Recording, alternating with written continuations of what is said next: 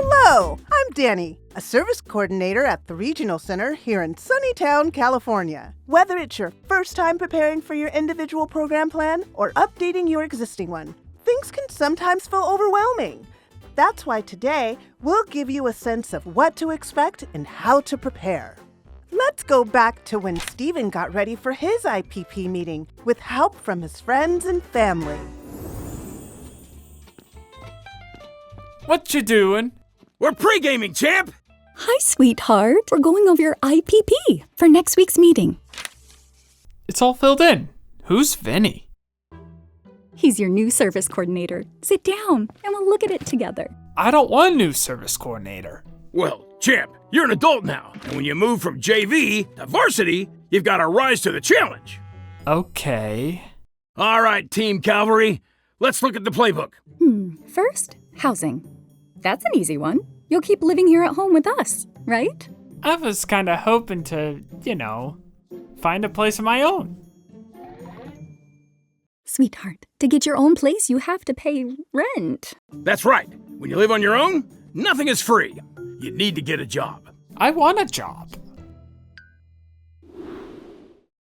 Okay, great. Cousin Eddie needs help with his landscaping company this summer. And we can convert the garage into an apartment. The garage? Yeah, we'll get you a big screen TV for the games and your own fridge. A full-blown Steven cave. Our garage? I don't want to live in a garage. Then tell them you don't want to. But my parents put it in my IPP. That is unacceptable.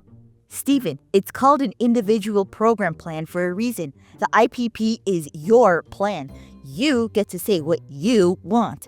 Your parents and your service coordinator are there to help, not to decide for you. Exactly. So what do you want? I want to live on my own, have a job, play baseball, and have a pet. Well then, let's update your plan. We'll go question by question and write down what you want. Okay, bud. Let's do it. First question, what is your desired outcome when it comes to your living situation? Where do you want to live? Oh, I want to live in a house that isn't my parents' house, but not alone. Oh, and close to town. Question 2. If you could have any job in the galaxy, what would it be? I want a job where I can make enough money to afford a place to live and get good seats to a Vampires game. You want to watch blood-sucking fiends from beyond the grave play a game? I'm intrigued. I may add that to my own IPP. Dexter, he wants to buy tickets to a baseball game. Never mind. Okay, what about your interests? What are your hobbies? I like sports. At school, I was a team manager for my dad's football team, but I really like baseball. Perfect.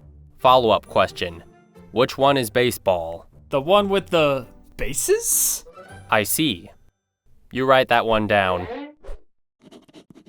Well, that's all the questions. Is there anything we missed? I would like a pet. A dog? My mom's allergic. Cat? Dad says they're unsportsmanlike. Okay, a pet that is hypoallergenic and a team player. Done. What do you think, Dex? I think this plan is acceptable. Wow, buds. Thanks for helping me hit a home run. Today, Steven's friends helped him learn the importance of voicing his choices while preparing for his IPP meeting. Your IPP is an ongoing, person-centered process.